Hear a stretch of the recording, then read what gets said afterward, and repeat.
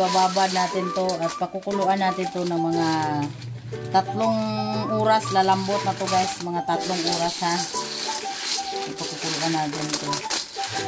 Kasi galing pa to ng ano guys, California. Meron kami nito mga 2 sako na lang siguro natira. Ito, mga ano na to.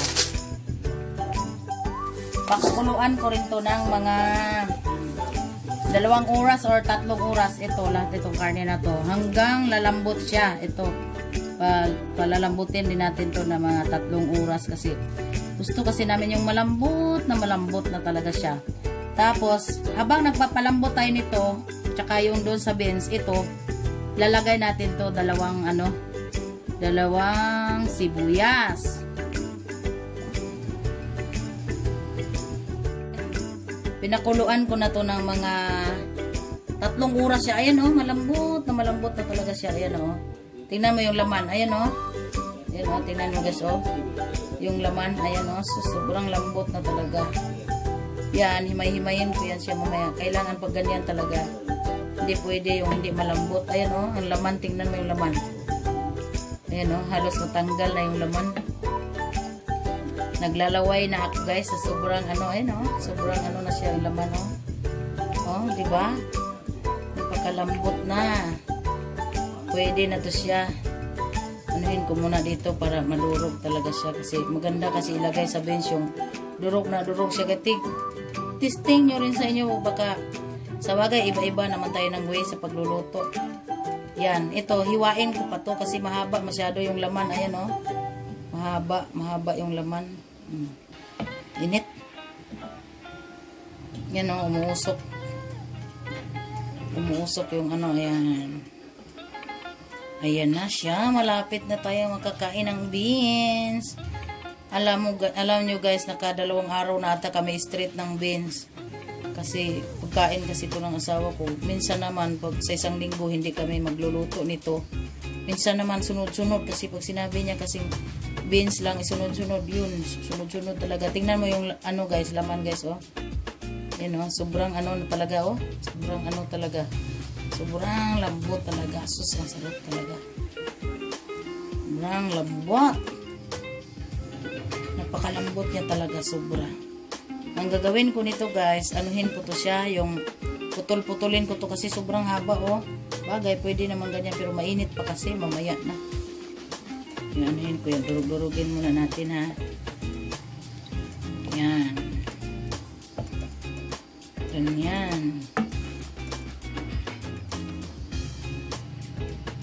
Tapos, tingnan naman natin yung ating beans kung malambot na. So, ayun o. Tingnan natin ha kung malambot na. Ay, napakalambot na talaga niya guys. Ayun o. Malambot na siya. Pwede na siya. Pwede na talaga siya. Yan o. Mayroon ditong sibuyas. Ayun o. Nilagay ko sibuyas. Malambot na malambot na. Sobrang lambot. Malambot na talaga. Ayan. Diba? Tapos ito na yung dudurugin natin guys. Ito. Dudurugin na natin to ngayon. Kasi itong karne ay ready na. You know, sobrang lambot na talaga.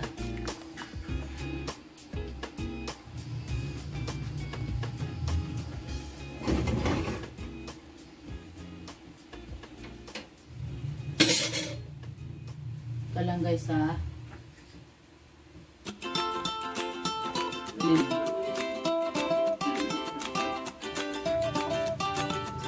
Ito guys, kukunin na natin. Dito ko siya dudurugin.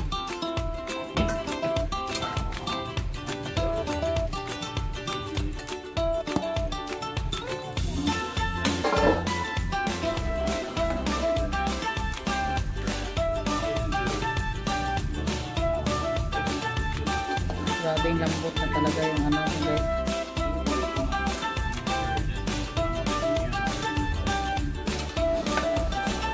Ito, hindi ko na to lalagyan ng ano, ng sibuyas kasi marami na sibuyas. Ito nilagay ko kaganina habang pinakuluan eh. Ano? Sobrang lambot. Parang na ano na siya. Yan o. Sobrang lambot na sibuyas.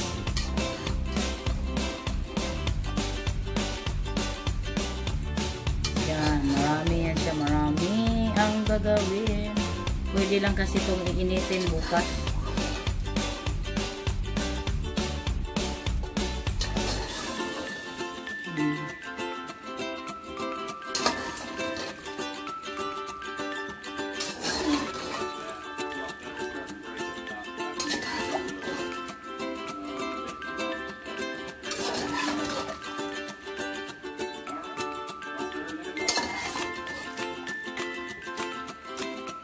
Actually, yung habang pinakuluan ko to siya, may lasa na siya.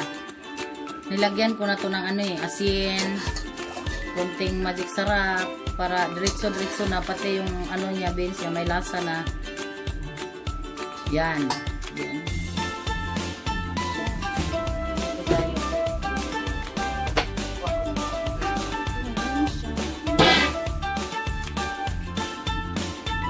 Ito, ganyan.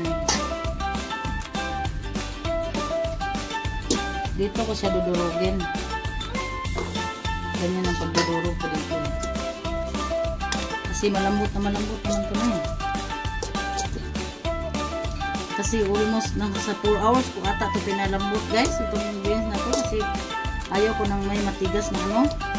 Ayaw din ng asawa ko. Pagalitan ako pag hindi malambot. Ayan o, tingnan nyo guys. Ano, malambot na malambot.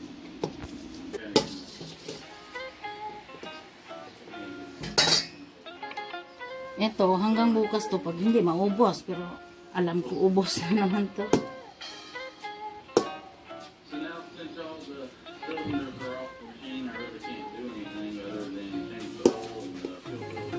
Unang kain namin dito dati, hindi masarap.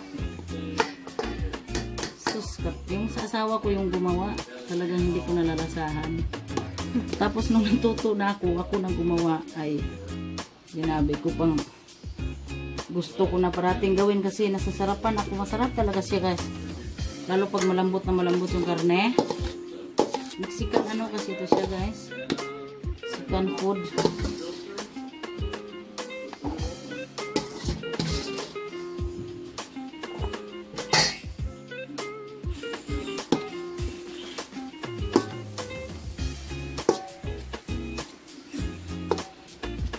Tapos pwede ka nito, kumain ka nito, tapos i-dip mo ganun sa tinapay, pwede rin.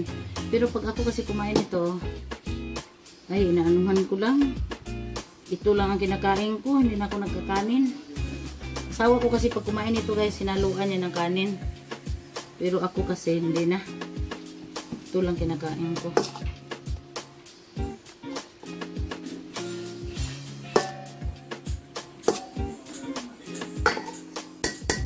Pwede rin yung hinalo, bacon pwede rin, pero panga ng baboy yung hinalo ko, mas the best yung panga.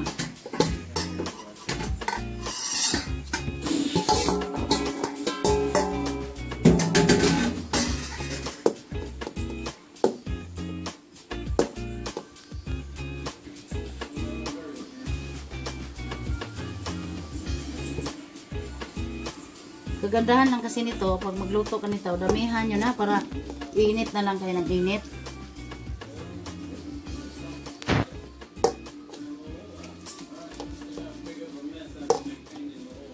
Problema lang talaga kung ano, matagal talaga pakuluan. Nagkukulo ako nito 4 na oras. Almost 4 hours talaga. Minsan pag umaga, ulitin ko pa. Kasi pag hindi pa ako nasisiyahan sa lambot niya, inuulit ko talaga.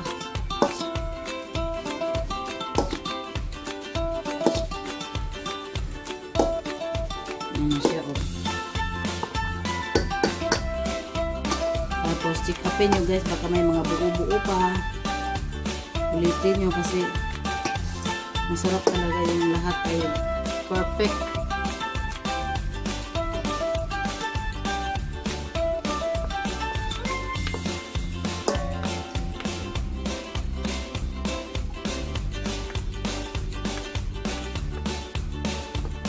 Tabi na natin to ha.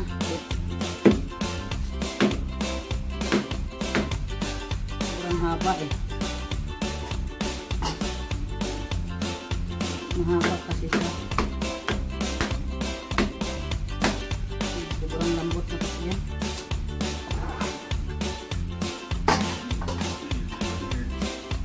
Ayan o, tingnan nyo. Sobrang lambot. Anuhin ko lang kasi mahaba. Ayan. Tapos maghiwa tayo ng ano.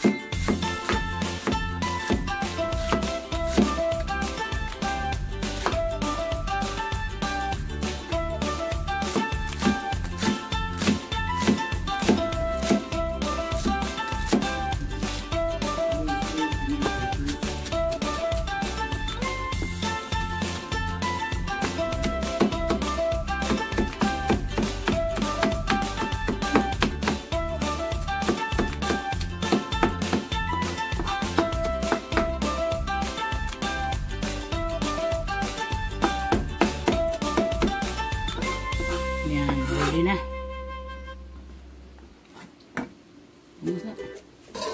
Asin.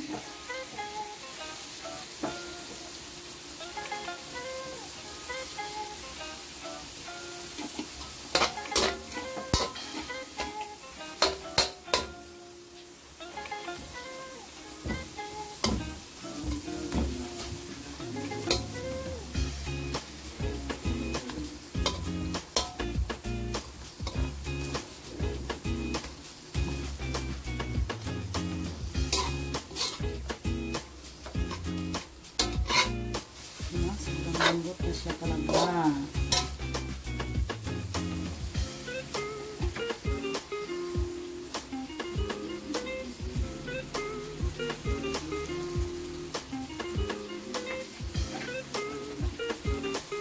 Cayenne pepper. Ito, cayenne pepper. Ayun na.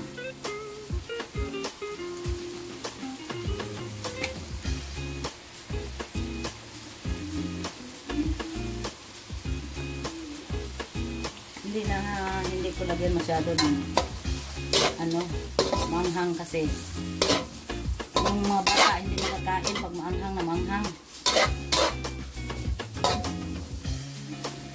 Tapos ilagay na natin yung beans.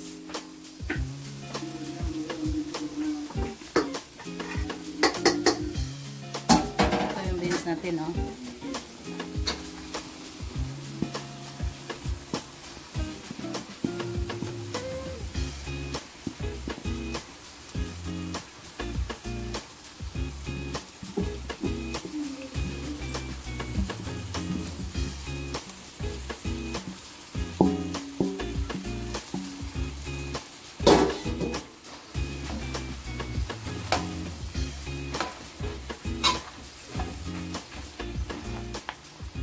Lapot na yan siya.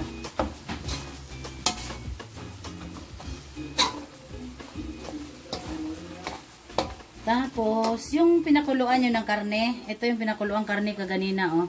Yung sabaw ng karne, yun ang ilagay nyo. Diyan.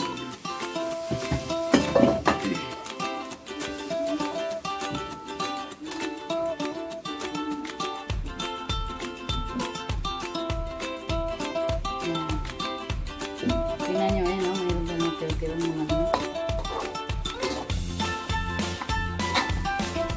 Tapos, lagyan nyo ng bitsin, asin, paminta, yun lang.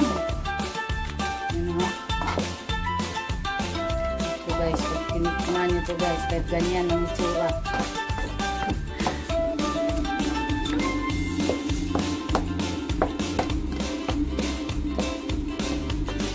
Yan, paanohin muna natin konti. Ano ba tayo? So, makita nila kung ilang minutes.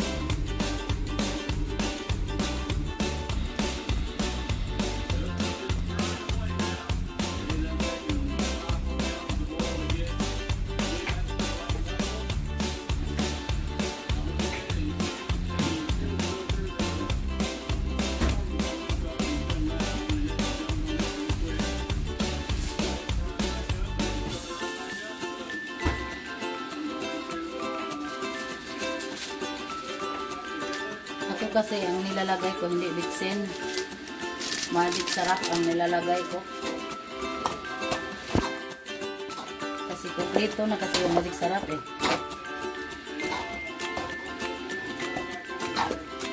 Yan, kung makita nyo sobrang lapot, yung pinakuluan nyo ng beans, idagdag nyo.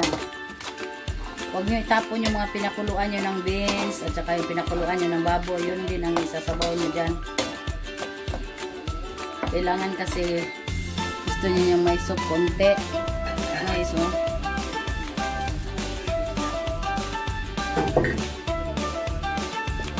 Yan. Yan, diba? Yan. Sarap na yan ihalo sa kanin.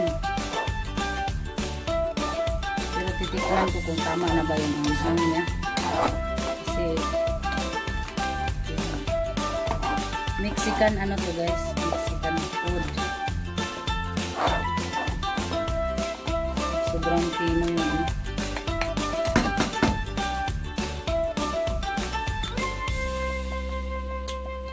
Sarap. Kulang ng asin. Tunaw na rin yung kanyang ano guys, yung sibuyas. That's it. Luto na guys.